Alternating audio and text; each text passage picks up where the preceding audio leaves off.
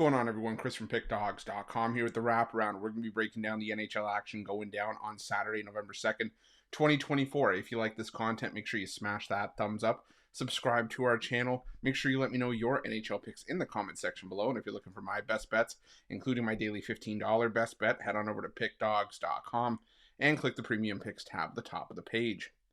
But, get back to the NHL action on Saturday. We didn't necessarily have the best day with the wraparound. We did catch a couple of winners and did, hit some nice totals as well on the board. The Rangers got me on my play of the day, or I should say the Senators got me with that goal to sneak in the back door and get the puck line. But fine, we have a full 11-game card today. Obviously, NBA and college football are taking center stage. I always say we're not going to forget about our boys on the ice. The money, it makes just as much and counts just the same regardless of the sport. So let's make some money with the NHL. What do you guys say? You know the drill. Are you ready? I'm ready. Let's get into it.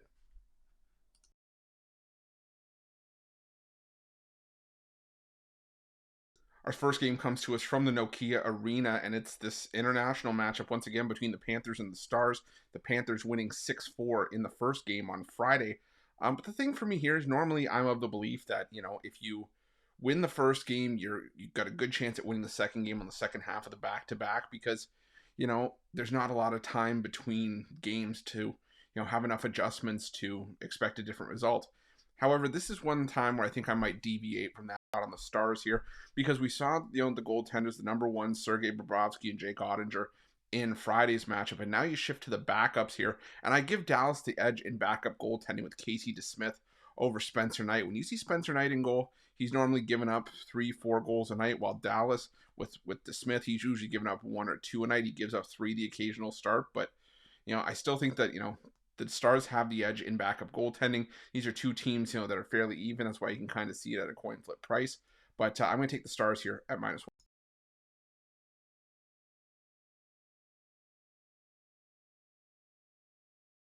Now we head to this matchup at the Wells Fargo Center between the Philadelphia Flyers and the Boston Bruins. And I think it's safe to say for right now, at least until they get it sorted, the Boston Bruins are broken. You look at their last few games. I mean, this is a Boston team that has struggled to score 2 or more goals. They've scored 2 goals in 5 or less in 5 of their last 6, including getting shut out by these Philadelphia Flyers in Boston, 2-0. Just a few days ago. And while this could be a quote unquote revenge spot and Boston wants to get even, they're still just 1-3-1 on the road this season. They looked very, very sloppy in that game against Carolina where they got beat up 8-2. And the Philadelphia, they're not a great team by any stretch, but I think they're going to be good enough here. There's just no laying any sort of juice with the Boston Bruins right now. I'm sorry, and in no way, shape, or form can I do that. So I'm going to take the Philadelphia Flyers at plus money in this one.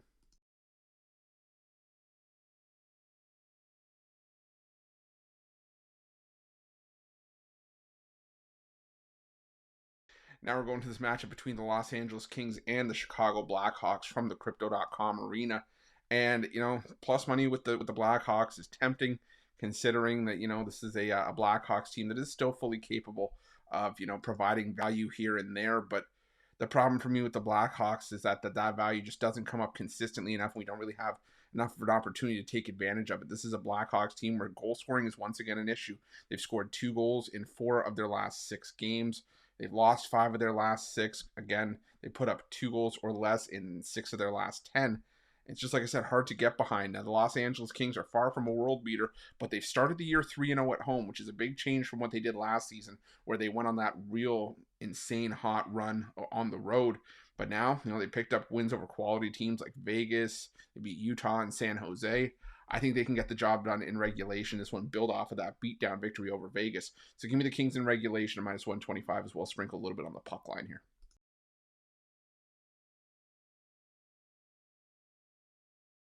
Now we go to the Capital One Arena for a matchup between the Washington Capitals and the Columbus Blue Jackets.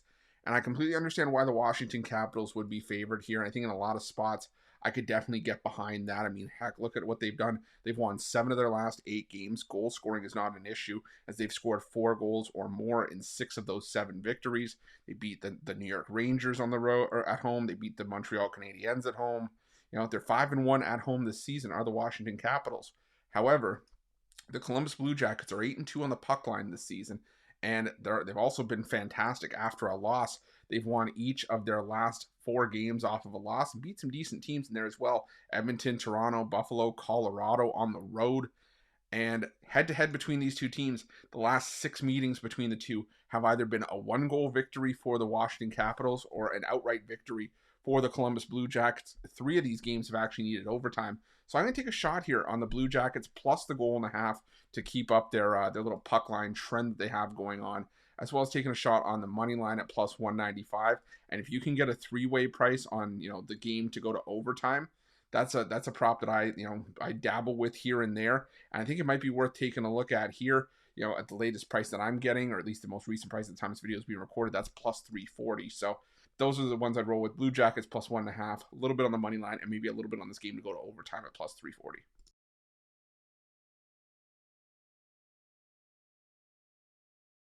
Now we head to the Enterprise Center for a matchup between the St. Louis Blues and the Toronto Maple Leafs. And I'll tell you, the St. Louis Blues beat up on Toronto, just around a week ago, and they looked really good doing it. However, surrounding that victory, it's been a lot of bad hockey for the St. Louis Blues. They've lost 4 of 5 surrounding that victory over Toronto. They've scored 2 goals or less in all 4 of those losses. And not only that, this is a St. Louis Blues team that has been known for being very streaky over the last couple seasons. And I think the St. Louis Blues could continue that streak here. They've scored a combined 4 goals to close out their road trip against Montreal, Ottawa, and Philadelphia. And now they take on a Toronto team that found themselves back-to-back wins for the Maple Leafs. They beat the Winnipeg Jets, handed Winnipeg their first loss of the season, beat the Seattle Kraken at home. I don't love this whole home and away split that the Leafs have going on, the travel spot, but I'll go with the Leafs to get their revenge, win this one in regulation at minus 130, as well as put a little bit on the puck line at plus 135.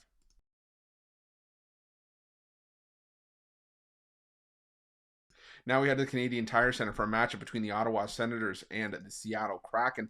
And I was looking at Seattle a little bit early because Seattle does have a winning record on the road at 3-2. They picked up wins over Minnesota, Nashville, Montreal, but they've also lost 4 of 5 themselves. They put up 1 goal against Toronto. Before that, in their final 3 games of the homestand, they lost by 4-1, 4-3, and 3-2 to Carolina, Winnipeg, and Colorado. And while those are tough teams, they're losses nonetheless. And now you take on an Ottawa team that's played their best hockey by a mile at home this season. They're 4-1 straight up at home.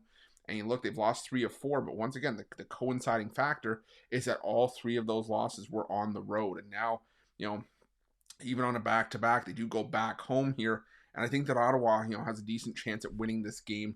And I think that the Ottawa Senators can find a way to get the job done on home ice in this one. I'm going to take the Senators at the reasonable price, minus 130.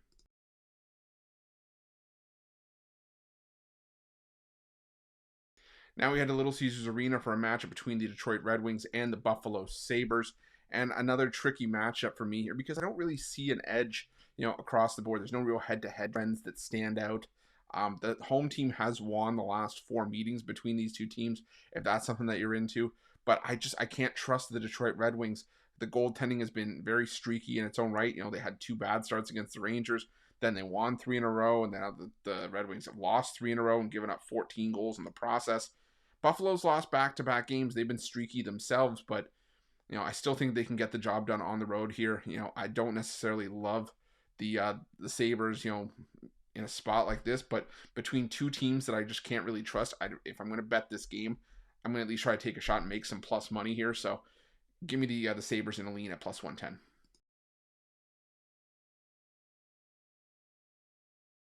Now we head to the PPG Paints Arena where the Pittsburgh Penguins take on the Montreal Canadiens. And 2 teams that are sort of on the do not bet list, or at least they're fluid on the do not bet whiteboard, if we can call it that, taking them in and out of the do not bet list based on, streaks or something like that. But one team is going to come off at least for today's game, and that's going to be the Pittsburgh Penguins because the Montreal Canadiens are back to their struggles here. They've given up 14 goals in their last 2 games. The goaltending has been problematic, to say the least, for Montreal for the better part of the season. When you look at their last 10 games, the Montreal Canadiens have given up 4 or more goals on 6 different occasions, including 4 more goals on 7 occasions, 6 or more goals 5 times. So this is a Montreal team that's struggling. Pittsburgh, they snapped their losing streak with the win over Anaheim. What I'd like to see, if I'm a Pittsburgh fan, what I'd like to see Pittsburgh be maybe a little bit more dominant, sure, but a win is a win, and head to head, Pittsburgh's had the upper hand on Montreal, including a 6-3 win back on October 14th. So I'm going to take Pittsburgh to win this one in regulation. I'm also going to put a little bit on the Penguins to win this one in regulation at minus 110, well as on the puck line.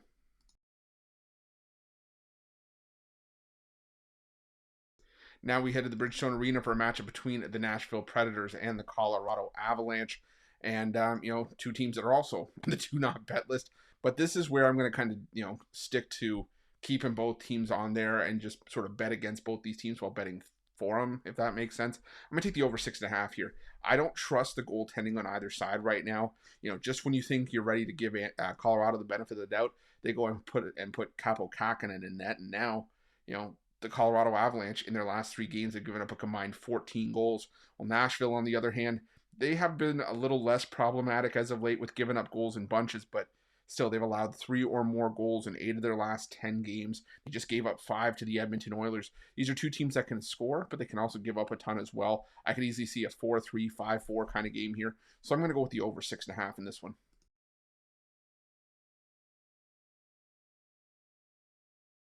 Now we go to the SAP Center for a matchup between the San Jose Sharks and the Vancouver Canucks. And San Jose Sharks, I can't believe I'm saying this, have won 3 games in a row. Matched their win total from all last season. No, I'm kidding. But still, they've won 3 games in a row. They've looked actually pretty decent doing it. They beat Utah on the road. Obviously, they came from behind in the third period in that game. Followed that up with the win at home against LA and then beat Chicago in a come-from-behind victory as well. So give San Jose credit where it's due. And I almost got there with the San Jose Sharks in this game. I'm not backing the Vancouver Canucks because, the Vancouver Canucks, I think, are just a little bit overpriced here. And the Sharks look like a team that smells blood in the water. But they're playing well right now. They're always, I think they could be live in this game. The only problem is that the Vancouver Canucks have dominated this matchup in the past, 14-2 in the last 16 meetings, 6-1 in the last 7 in San Jose. But one trend that's also been very dominant is the over in this game. I'm taking the over 6. The over 10-1-1 in the last 12 meetings, 7-0 in the last 7 meetings in San Jose. Whether this is a competitive game or if it's a one-sided game, like when Vancouver put up 10 goals in San Jose last year, I think it's going to be high scoring. So I'm going to go with the over 6 between the Sharks and the Canucks.